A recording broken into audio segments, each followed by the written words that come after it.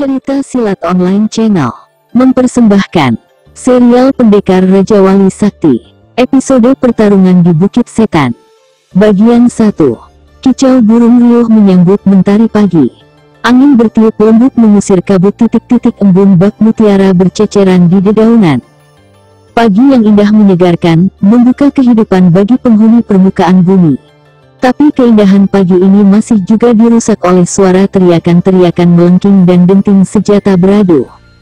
Sepertinya suara-suara itu datang dari sebuah padang rumput yang tidak begitu luas di tepian hutan pusaran. Tampak dua orang tengah bertarung mengadu jiwa. Sedangkan tiga orang lainnya berdiri tidak begitu jauh dari pertarungan, nampak serius memperhatikan jalannya pertarungan yang sengit dan cepat. Tiba-tiba salah seorang yang bertarung melompat keluar dari arena. Dua kali berputar di udara, lalu dengan manis mendarat di tanah. Keringat membasahi wajah dan pakaiannya. Orang itu memegang sebuah golok besar, persis seperti tukang jagal binatang ternak. Dia berdiri di depan tiga orang yang juga masing-masing menggenggam golok besar yang nampak berat. Mereka langsung berlompatan membentuk lingkaran, mengurung seorang wanita muda berpakaian hijau yang ketat. Bentuk tubuhnya indah dan ramping mengimbangi raut wajahnya yang cantik. Wanita itu menggoyang-goyangkan kipasnya yang berkilatan tertimpa sinar matahari. Ujung-ujung kipasnya runcing seperti mala pisau, siap membedah lawan. Senyumnya nampak di bibir yang merah menggairahkan. Tadi sudah kubilang, kalian empat setan jagal sebaiknya turun bersama-sama, terdengar lembut suara wanita cantik itu. Jangan pongah dulu kipas maut. Kau belum tentu menang melawan kami. Dengus salah seorang yang mengenakan pakaian hitam. Empat setan jagal bisa dikenali namanya satu persatu dari warna pakaiannya. Yang mengenakan pakaian hitam berjuluk jagal hitam. Sedangkan yang biru, merah, dan kuning masing-masing disebut jagal biru, jagal merah, dan jagal kuning. Mengapa mereka bisa sampai bentrok dengan kipas maut? Siapa yang mencari kemenangan? Kalian datang ke sini hanya mengganggu istirahatku. Masih bagus aku tidak langsung membunuh kalian tadi malam. Rungut kipas maut. Setan. Seharusnya kau yang mampus semalam. Dengus jagal biru geram. Aku khawatir kalian tidak akan menikmati sinar matahari lagi besok. Suara kipas maut terdengar tenang, namun menyakitkan telinga. Kurobek mulutmu, iblis. Geram jagal kuning. Silakan kalau kalian bisa. Tak bakal aku mundur barang setapak pun. Jagal hitam membentak keras, lalu dengan cepat melompat sambil mengayunkan goloknya yang besar.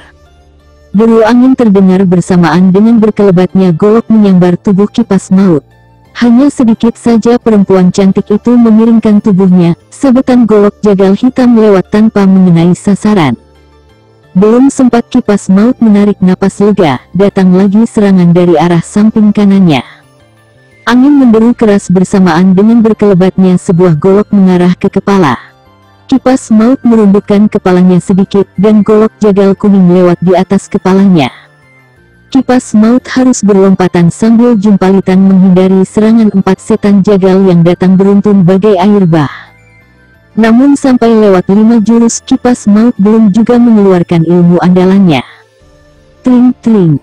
2 kali kipas maut berhasil menangkis serangan empat setan jagal. Hampir saja golok jagal biru dan jagal kuning terlepas dari tangan saat membentur kipas baja berwarna keperakan. Namun bibir mereka meringis, merasakan pergelangan tangan menjadi kaku dan kesemutan. Saat yang bersamaan jagal hitam membabatkan goloknya bagai kilat kipas maut yang baru saja menangkis serangan dua lawan, terkejut buru-buru dia melenting, menghindari serangan yang mendadak itu. Jagal hitam yang serangannya dapat dielakkan, langsung memberi serangan lanjutan yang tidak kalah ganasnya. Terpaksa kipas maut menyebutkan kipas bajanya. Wutling. Kipas maut terpekik kecil. Langsung dijatuhkan dirinya ke tanah dan bergulingan. Saat kipas bajanya beradu dengan golok jagal hitam, tenaga dalamnya tidak dikerahkan dengan penuh. Dia tidak menyangka kalau tenaga dalam jagal hitam sangat tangguh dan cukup tinggi. Setan. Dengus kipas maut segera bangkit berdiri. Matanya membeliak melihat kipasnya tergeletak di tanah agak jauh. Dia menyesal terlalu menganggap enteng empat setan jagal. Sungguh tidak diduga sama sekali kalau dalam 3 tahun saja 4 setan jagal telah pesat kemajuannya. Lebih-lebih jagal hitam. Tenaga dalamnya sekarang jauh lebih tinggi. Tamat riwayatmu, pencuri busuk. Geram jagal hitam. Secepat kilat jagal hitam menerjang sambil menyebutkan goloknya. Kipas maut melenting ke belakang menghindari golok yang besarnya melebihi tangannya sendiri. Namun belum juga sempat menginjakkan kakinya di tanah, jagal merah sudah membabatkan goloknya ke kaki. Kipas maut menotok ujung golok dengan jari kakinya, sambil melenting kembali ke udara. Keadaan kipas maut benar-benar mengkhawatirkan sekali. Serangan-serangan berbahaya datang silih berganti tanpa memberi kesempatan sedikit pun untuk bernapas. Kipas maut bisa berlompatan menghindari setiap serangan yang mengancam nyawanya. Modar. Kipas maut cepat melenting keluar dari arena pertarungan. Darah mengucur dari pundak kanan yang tergores ujung golok jagal hitam. Sungguh tidak diduga sama sekali ketika dia sedang berkelit menghindari sodokan golok dari jagal merah, tiba-tiba saja jagal hitam melompat sambil menyibaskan goloknya. Kipas maut tidak bisa menghindari lagi. Untunglah hanya ujung golok jagal hitam saja yang menggores kulit pundak kanannya. Berdebah. Kipas maut menggeram melihat darah mengucur deras dari pundaknya. Jagal merah, jagal biru, jagal kuning. Bunuh pencuri laknat itu.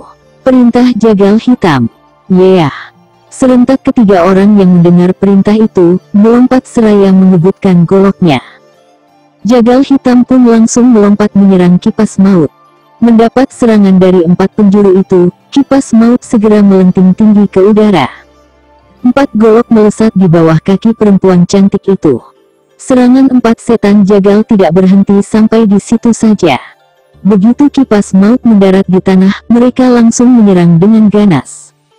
Lagi-lagi kipas maut kewalahan menghadapi serangan yang beruntun bagai gelombang air laut menggempur karang. Saat golok jagal kuning mengancam kepalanya, mendadak kaki jagal merah melayang ke arah dada. Ditambah lagi tangan kiri jagal biru yang melayang cepat dari arah belakang. Pada saat itu, kipas maut benar-benar tidak punya kesempatan lagi untuk mengelak. Mungkin dapat dihindari 1 serangan, tapi 3 lainnya tak mungkin dihindari lagi. Dan pada saat genting itulah tiba-tiba sebuah bayangan putih berkelebat cepat menghajar 4 setan jagal. Keempat orang itu berjumpalitan sebelum berhasil menyerang kipas maut. Monyet buntung. 4 jagal hitam geram. Kini di samping kipas maut telah berdiri seorang pemuda berwajah tampan dengan rambut sebatas bahu. Pemuda berkulit putih itu mengenakan baju rompi warna putih dan sebilah pedang bergagang kepala burung tersembul dari balik punggungnya. Tak salah lagi, pemuda itu adalah pendekar Raja Wali Sakti. Anak muda, jangan campuri urusanku, bentak jagal hitam. Aku tidak akan mencampuri urusan kalian kalau kalian bertarung secara jantan, tenang dan pelan, suara Rangga. Namun kedengaran sangat berwibawa. Wih, lagakmu sok pahlawan. Kau tahu siapa kami? Dengus jagal merah. Siapapun kalian, yang jelas kalian adalah orang-orang pengecut yang bisanya hanya main keroyok terhadap wanita. Tetap tenang dan lembut, suara Rangga. Buka telingamu lebar-lebar anak muda. Kami 4 setan jagal. Bentak jagal hitam memperkenalkan diri dengan maksud agar pemuda di samping kipas maut ketakutan mendengarnya. Tapi Rangga malah tersenyum tipis mendengar nama itu. Memang dia telah dengar nama 4 setan jagal. 4 orang yang malang melintang di rimba persilatan dan menguasai daerah yang dinamakan Bukit Setan. Rupa-rupanya orang-orang inilah yang selalu merampas dan membunuh dengan kejam siapa saja yang melintasi Bukit Setan. Aku memberimu kesempatan anak muda.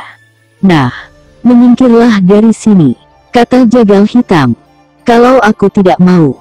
Rangga jelas-jelas menantang meskipun secara tidak langsung. Edan, kau cari mati rupanya. 4 jagal hitam sengit. Jagal hitam langsung memberi isyarat pada yang ianya. Serentak jagal merah, jagal kuning dan jagal biru berlompatan mengepung.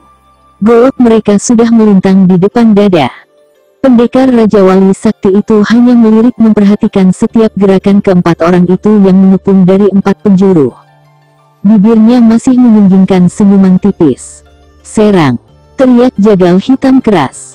Seketika 4 setan jagal berlompatan sambil mengibaskan goloknya ke arah pendekar Raja Wali Sakti. Hanya sedikit saja pendekar muda itu menggerakkan tangannya tanpa menggeser kaki, tahu-tahu golok-golok 4 setan jagal terpental, lepas dari tangan masing-masing. Rangga menghadapi mereka dengan mengerahkan jurus maut cakar Raja Wali. Rasa kaget keempat orang itu belum lagi hilang, mendadak Rangga memutar tubuhnya dengan kaki kanan terayun cepat. Buk buk buk buk. 4 setan jagal langsung terjungkal ke belakang. Kaki kanan pendekar Raja Wali Sakti itu tepat menghantam perut mereka. Jagal hitam merasakan perutnya mual. Susah payah mereka berusaha bangkit berdiri. Belum juga sempat bangun, pendekar Raja Wali Sakti itu sudah bergerak cepat menjambret punggung baju mereka dan melemparkan jadi satu ke bawah pohon besar yang rindang. Tubuh-tubuh yang besar dan kekar berjatuhan saling tindih. Mirip 4 buah karung beras yang dilemparkan sembarangan ke dalam gudang. Kembali mereka berusaha bangkit dan gerakan mereka terhenti karena pendekar Raja Wali Sakti sudah menempelkan leher mereka dengan golok masing-masing. Jagal hitam mengangkat kepalanya. Wajahnya merah padam, merasa malu dan marah karena bisa dikalahkan oleh anak muda hanya dalam satu gebrakan saja. "Beruntung sekali hari ini aku enggan mencabut nyawa," dingin terdengar suara Rangga. Jagal hitam mengkerutkan gerahangnya. Pelan-pelan dia bangun berdiri diikuti yang lainnya. Rangga melangkah mundur 3 tindak. Dia melemparkan 4 golok di tangannya, hingga menancap tepat di ujung kaki 4 setan jagal. "Pergi dari sini, cepat!" bentak Rangga keras. Bergegas jagal merah, jagal kuning dan jagal biru mencabut golok masing-masing. Dengan ogah-ogahan jagal hitam juga mencabut goloknya dari tanah. Kedua bola matanya tajam menatap pendekar Raja Wali Sakti dengan penuh rasa dendam. Sepasang rahangnya terkatup rapat menahan geram. Tanpa banyak bicara lagi keempat orang itu melangkah pergi.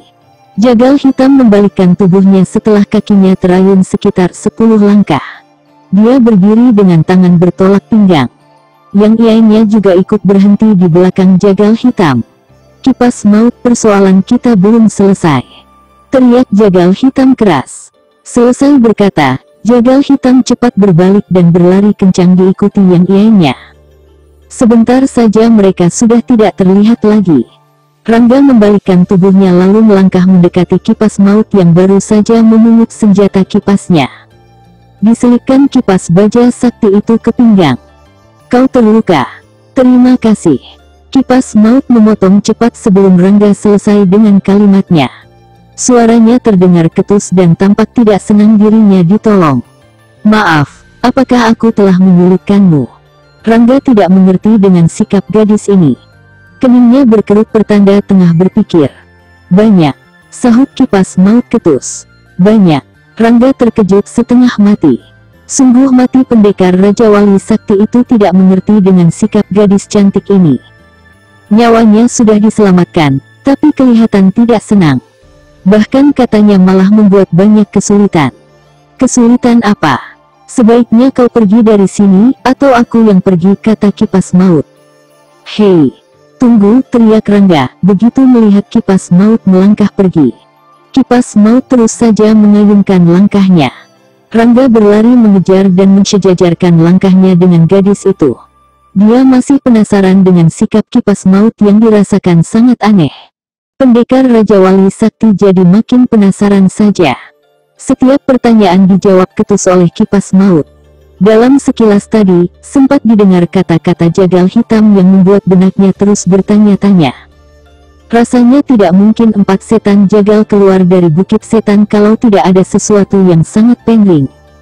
Lebih-lebih sampai bentrok dengan gadis ini. Jagal hitam menyebut gadis ini sebagai pencuri. Apa yang dicuri? Ada persoalan apa antara kipas maut dengan 4 setan jagal? Macam-macam pertanyaan berkecamuk di benak pendekar Raja Wali Sakti. Pertanyaan-pertanyaan yang belum bisa terjawab, karena kipas maut bersikap tidak bersahabat dengannya. Rangga terus melangkah sejajar dengan gadis cantik ini. Meskipun kipas maut menggunakan ilmu meringankan tubuh, tapi bagi pendekar Raja Wali Sakti bukanlah hal yang sulit. Ilmu meringankan tubuh yang dimilikinya jauh di atas kipas maut. "Kenapa kau mengikutiku terus?" tanya kipas maut ketus. Dihentikan langkahnya dan berbalik menghadap pendekar Raja Wali Sakti. "Kau belum menjawab pertanyaanku," sahut Rangga. "Dari tadi kau banyak bertanya, sedangkan aku tidak tahu pertanyaan mana yang harus kujawab," dengus kipas maut sinis. "Siapa namamu sebenarnya?" tanya Rangga. "Sudah kubilang, namaku Kipas Maut. Itu julukanmu. Apa bedanya?" "Tentu berbeda, aku tidak mungkin bisa menolongmu terus-menerus tanpa mengetahui namamu yang sebenarnya. Siapa yang butuh pertolonganmu? Tanpa campur tanganmu pun aku juga bisa menghabisi 4 setan jagal."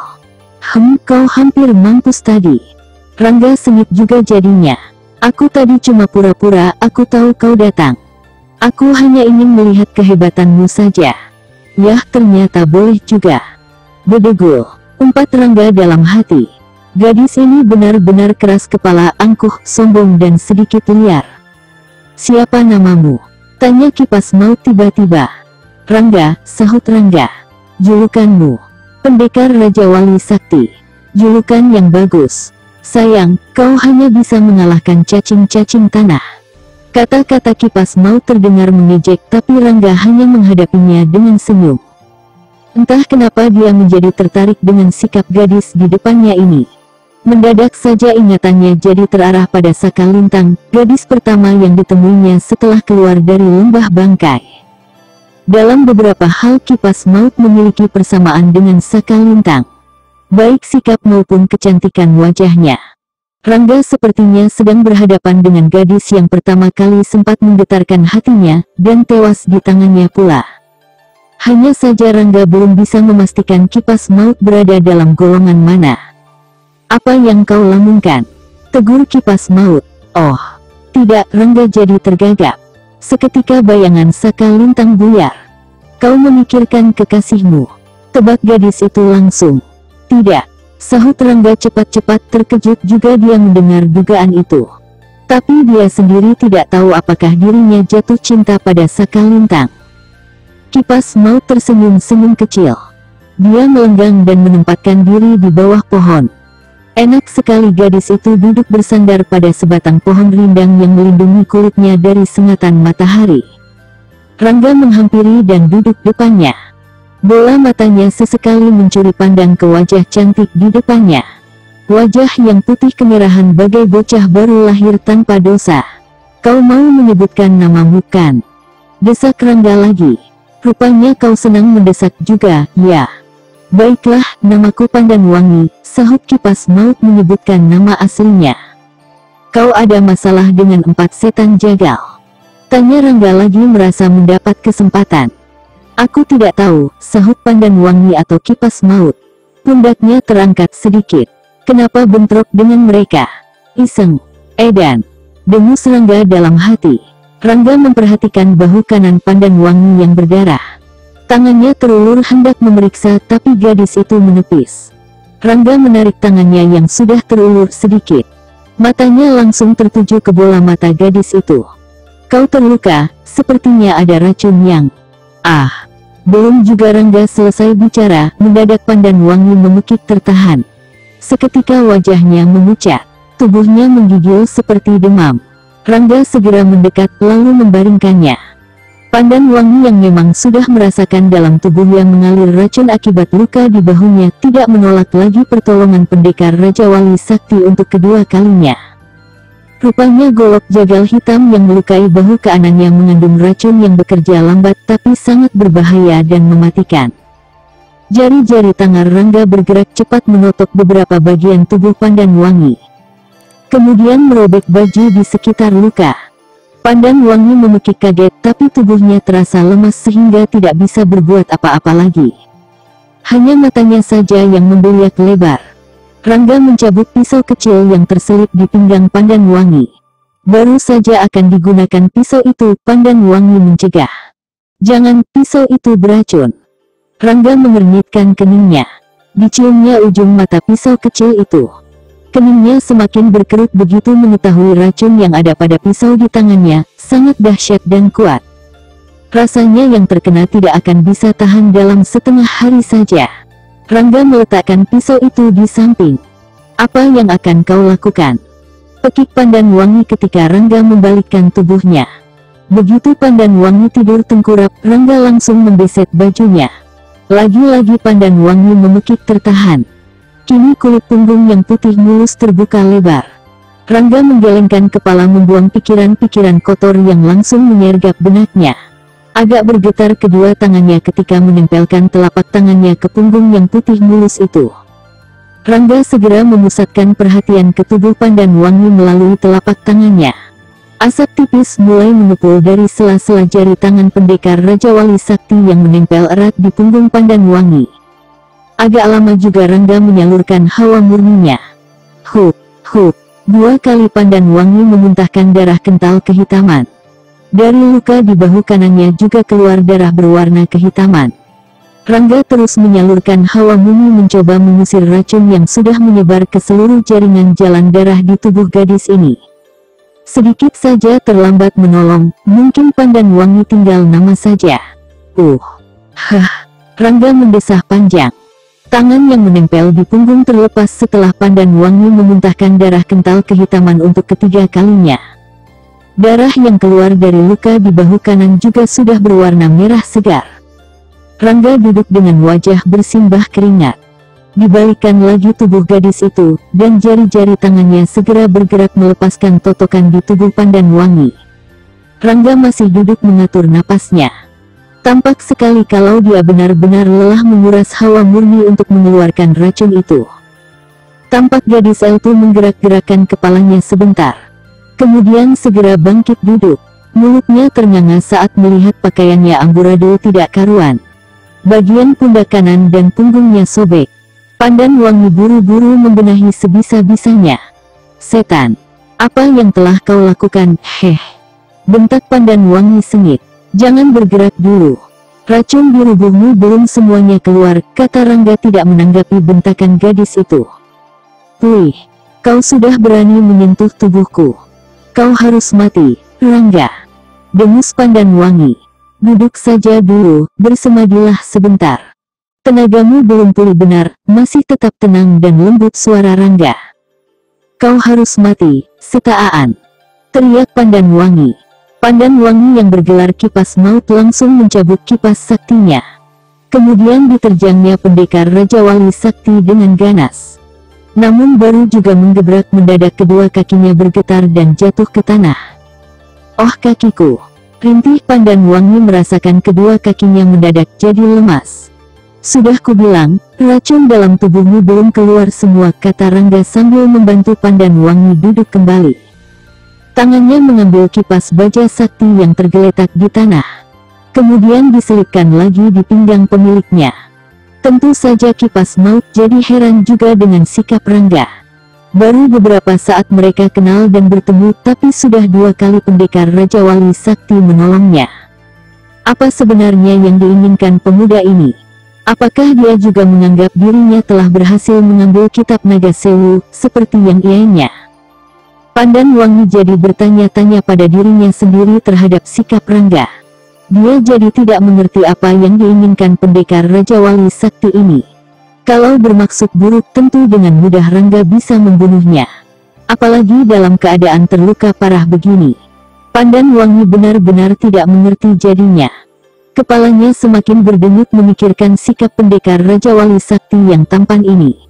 Bersambung ke pertarungan di Bukit Setan bagian 2. Masih bersama Cerita Silat Online Channel.